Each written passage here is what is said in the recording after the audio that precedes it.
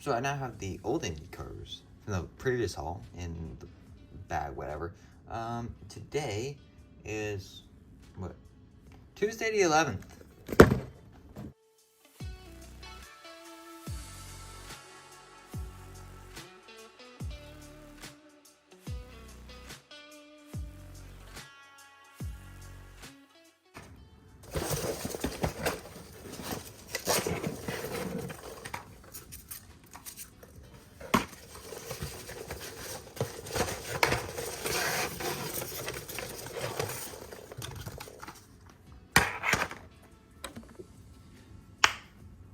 It's Wednesday. What do we say, the 12th? We're the 12th today. Yes, we are the 12th. Another one.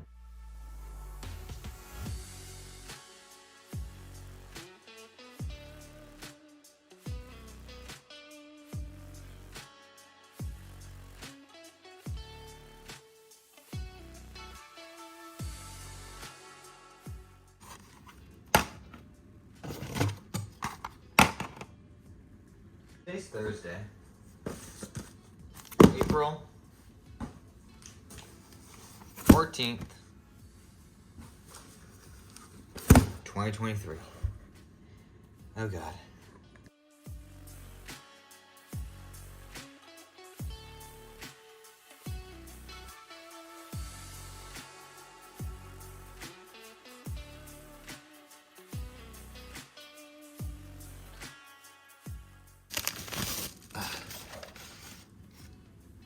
I ordered the 2017 one.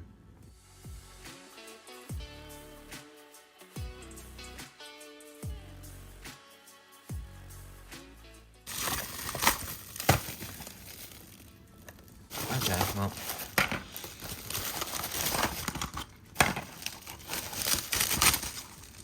There are those.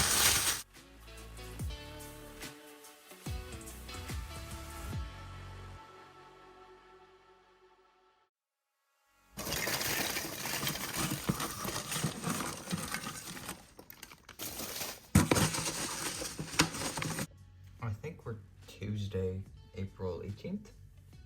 Am I doing my math right? Do I know the dates? Yes, I do.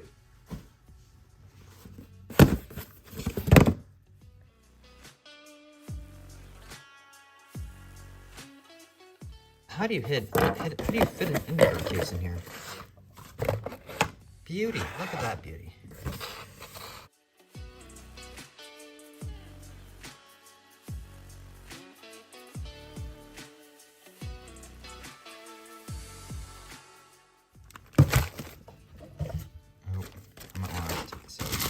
Beauty, look at that. Oh. This thing I've just been playing around with, but here is a brand new haul. We have problems though because I'm forgetting which haul's which. It took me about 3-4 minutes just to figure out which cars are in which haul. I got like 3 or 4 of them behind me now because I realized they're not part of the actual new haul.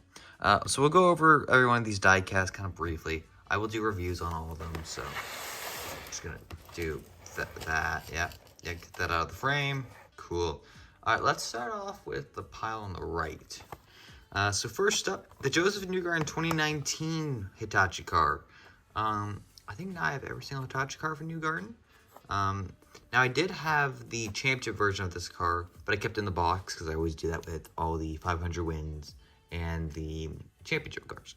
And I didn't. It was either I get a new version of that or this, and they are the same price. So I decided might as well get a diecast that it's not having a race version. Doesn't have the red sidewall tires are nice, but to a point, I like these ones actually better. And for some reason, I don't know why, it looks nice.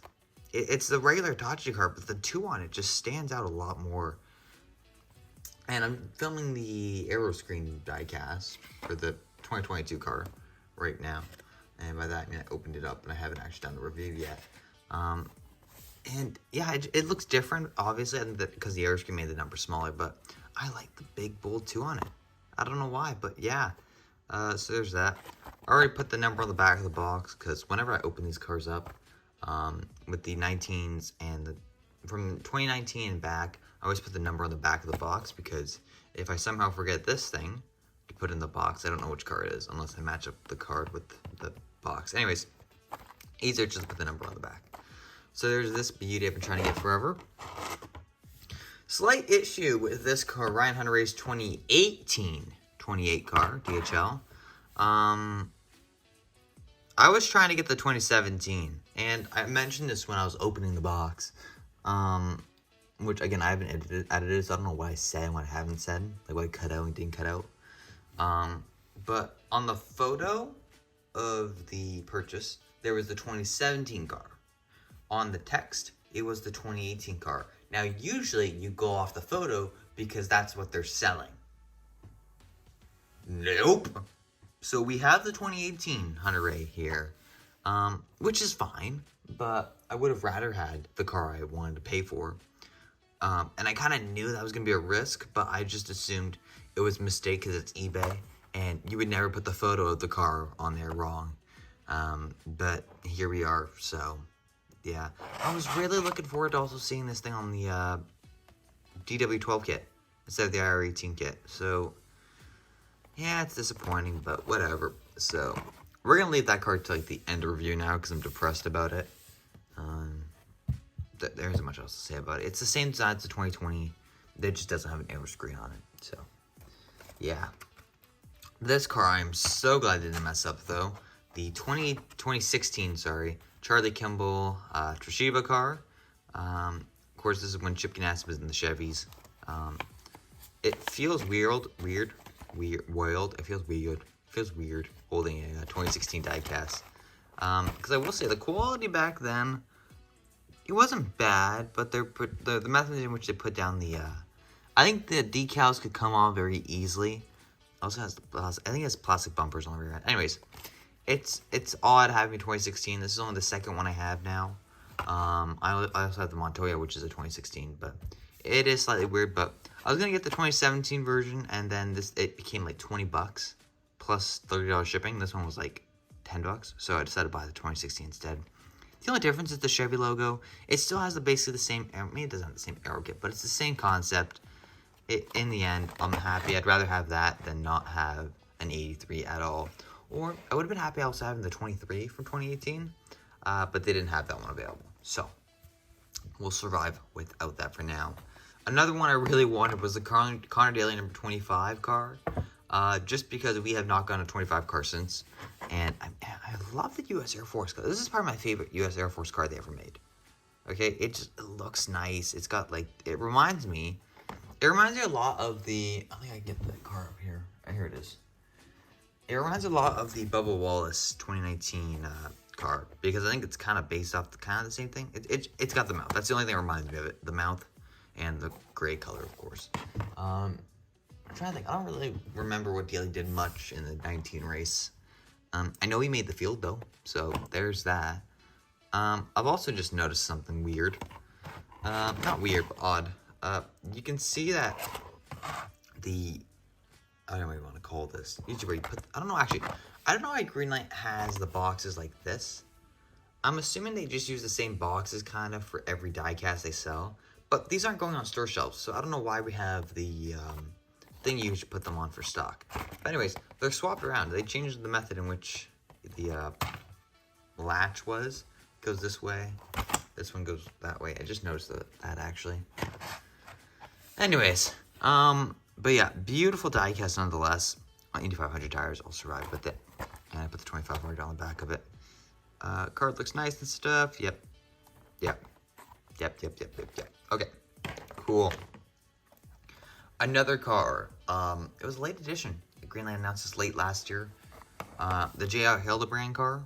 Theoretically, this is a one-show car. And this is the last race I think the 11 car ran. Because AJ Foyt got screwed. I was going to say another word, but I don't really think it's very family friendly to say that word. So, yeah, what was it? Was Rocket. Rocket screwed them. Thank goodness JR had some other sponsorship, but, I mean, he should have kept that car. Anyways, now the 11 is driven by Marcus Armstrong and Takuma Sato, just for Chip Ganassi and in a Honda. But America, look at that. That's the most patriotic car I've ever had. Yeah, it really is. It's literally the American flag, and what's not to love about it? But yeah, this I guess is, you know, I just mentioned this actually. Now I'm thinking about this. A couple days, and I've said this lately actually. We don't get AJ40 cars produced yet. The last one was 2020. Well, we got this one produced, and I just completely forgot about it. It is an AJ40 car, and it got produced. So I don't know what I'm thinking there, but I'm glad it did, because number 11. I don't think we're going to get an 11 this year, and because it hasn't been announced. Maybe next year if Marcus Armstrong goes full-time. But yeah. This car was originally supposed to be in the first haul, but little me took too long to order, which actually, thank God, or else I wouldn't have gotten the 2022 New Garden and a couple other cars, like the Podium Pack and the Marcus Ericsson. Anyways, but yes, I did pick this one up on eBay. It was an extra 25 bucks, but whatever. The number 7 Felix Rosenquist car, which is now driven by Alexander Rossi. Yeah! At least we're getting number 6 again on the air screen mold, which would be pretty cool. But a lot of people wanted this after it got made in 118 last year. And also the matte just looks good on this. So I will compare this to the Pato standard car once we unbox it. I don't know how the unboxing videos are going to go for now, all these hauls. I think I'll go into these diecast a bit now. Maybe I'll actually delay the New Garden and Hunter Ray, or New Garden and Grosjean reviews and start doing some of these as well. But yeah, it is a beautiful car. The orange just looks so good on this. I'm glad I have it. Next car. I did have 2 of these. This one's going to be the one that gets unboxed, I think. Actually, I gotta look. I don't know which one I'm going to... I think I'm going to get the lowest in, or the one with the most mistakes, I think, in the box. The one with the least mistakes is going to stay in the box. I gotta figure that out still, if I can look at it slightly. This is the 2020 Takuma Sato win. Now, I could have gotten the Podium Pack, even though it wasn't even available. I probably could have found it somewhere on eBay. I didn't really look for it. But the problem is, in that pack, you have the Sato, the Rahal, which I also needed, but I don't have that anymore. I still don't have it. I don't know why I said it like that in the past tense. But I also would have had to get another Scott Dixon. And I already have the 2020 Dixon, so I just figured I can survive without the Rahal, and I will get the Takuma Sato win instead. It's the same car, nothing's changed on it. It's the same that you get in the Podium Pack. So I just got 2 of these instead on Amazon, and it was actually a lot cheaper because Canadian Amazon is incredible sometimes, except for the fact now it's 50 bucks to buy a 164 NASCAR. But beautiful diecast. I love these boxes. This is gonna be like, I guess this is the second win diecast I'm gonna take out of the box now with the New Garden 2017. But yeah, beautiful diecast. Glad I have that one now in the collection. I can take it out of the box. The Max Chilton number 8 Gallagher. Everyone, this is actually a car that dried up pretty fast, actually, from what I've seen. Not many people have it. I guess because a lot of people got the 2016 one. But most people didn't buy both of them. And what I really want to do one day, I want to compare the molds of the Chip Ganassi cars from 16 to 17 because they changed from Chevy to Honda. But yes, I think the Honda mold was a lot cleaner. It also looks like that suspension piece is messed up from the way it's like almost touching the rear bumper, but hopefully that's not the case. But yeah, this car, originally, because when I had planned up this order, I've been planning this order for like a solid year now. Ericsson hadn't won the 500, so we weren't going to get Ericsson number 8 car, which means we had not gotten an 8 car since this car was produced in 2017, and I really wanted a number 8 car in my collection. Specifically, I wanted it for the 500 video I made, but I didn't have enough time. Obviously, I would have had to start making that thing now, and anyways. But glad I have this one now. I don't know if I showed that in the box, actually. Yep, there it is. I still find it weird how Chip Ganassi, they put the sponsor of the car on top, and then they put their logo. Never really understood that. Never Nordisk, Toshiba, I'm pretty sure it's the same thing. Anyways, but it's for Gallagher Chip Ganassi Racing, hey? Anyways. But yeah, the final 4 cars are the same number. I'd only planned on getting the Santino Ferrucci 45 car. And instead, I got the other 3 as well. But we'll talk about that in a second. This car actually never ran. Yep, it never ran. They had a reverse version of this car. I think the white was on the red and the red was on the white. That ran at the 500.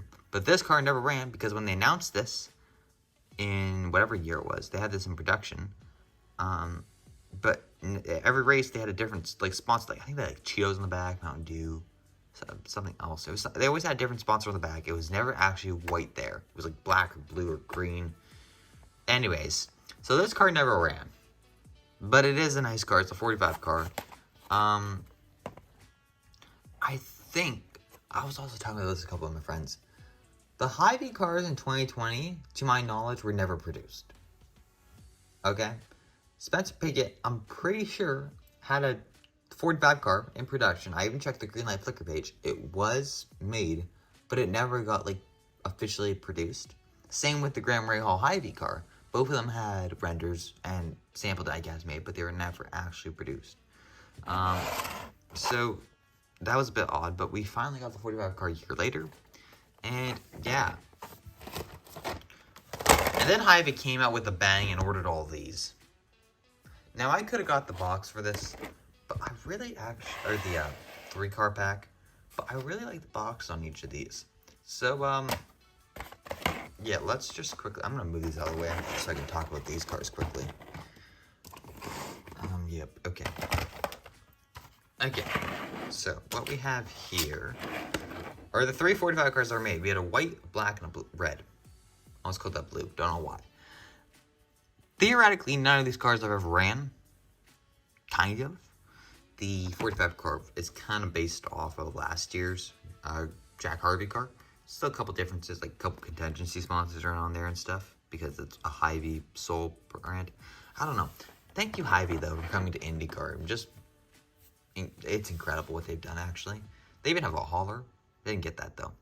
Anyways, so there's the black version. That was kind of based off of the 2022 car and kind of almost the 2023 car. There's also a red version and a white version. They're kind of like opposites of each other. This could kind of look like the red car that Harvey ran a couple races, except for the fact that there's white on it.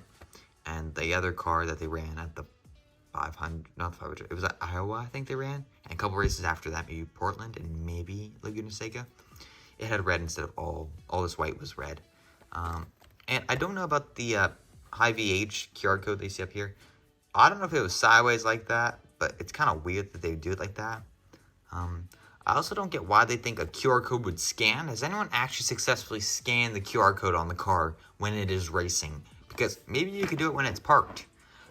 But the point of an Indy car is to race, not be parked. So I don't understand what they were doing here. The suspension on this one's actually screwed up, though. So I'll have to move that back in place. It's not hard, but just notice that, actually, because the separation between the fender and the wheel. You know you're an IndyCar collector when you can just tell the difference of that when you're just looking at the car. Anyways, yeah, the white car is a bit odd. It's never actually ever been looked or ran. But I also like how the card works on the back. And the back of the box looks really nice. You have the car, and on the back you have the card, but the card connects with the box, so it matches together. I don't know. Anyways, it looks cool. I like it, and that's why I bought the box instead of the cars. And it's like that on every single one. Anyways, so yeah, that's the whole haul. I'm officially broke now, though, because there's a lot of diecast here. In fact, there's, as I try and get these all somewhat into frame of some sort. There's one here. So there's 1, 2, 3, 4, 5, 6, 7, 8, 9, 10, 11. There's 12 cars here. 13 actually, because there's another Sato. But geez, I'm not actually broke. I still have like 200, 300 bucks I want to spend on like 164 NASCARs. But I mean, IndyCar is actually just way more better to get now because NASCARs were 50 bucks at some points. Anyways, point is, this is the giant haul, and in the coming days I will have reviews. For the Hy-Vee pack, I think I will do that as a review altogether, as I have the 0.5 zoom out, and it looks kind of weird when I put my hand out. Anyways, this will be a group review. I think I will do these 3 cards together, because I think it'll just be better than having them all sole and it gets all messed up, unless I want more views. But I'll just as a 3-pack. The rest all get their own solo reviews, and yeah, so this is gonna be fun. Thank goodness I went back to making reviews, or else I would just have this video and then nothing else. You'd never see these cars again. But we will, because actually there is a couple cars on here that I don't think I've actually ever gotten a review on YouTube. So, you know, pat on the back for me, because I waste my life doing videos that maybe 30 people watch at most. Anyways, hope you guys enjoyed this video. Don't forget to comment, like, and subscribe so you never miss another video. And I'm going to go figure out what review I want to do next.